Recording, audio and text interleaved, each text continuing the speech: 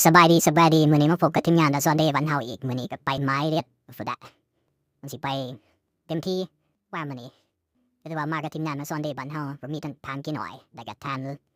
ที่ครบทีมเดี๋ยวไปนำกันมื้อนี้มาเบิ่งกันไปว่าไปไม้เรียดนี้สิคักส่ำใดก็มาติดตามนำกันได้ดีโอ้กระเม้นเดิมสีแสงแล้วเป็นจังซี่ หมูเทเอาแล้วจัดไปแล้วไม่ใช่บริเสียเมียทั้งปีเอาได้สูงอะไร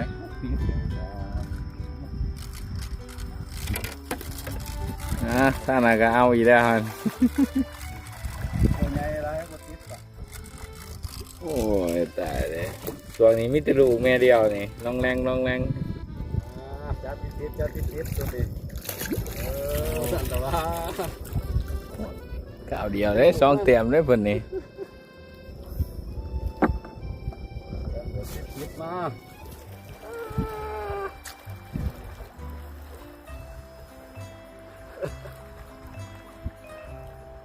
ครับคือกูโมยเนาะคือขโมยนี่ติดโอ้ไป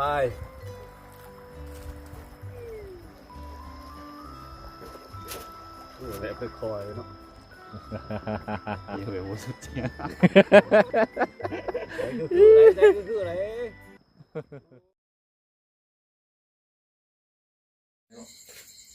คักบ่บัดนี้เฮ็ดเองโฟมหนึงกับโฟมอีกในคู่อีกบัดนี้คักบ่บัดนี้สมใจแล้ว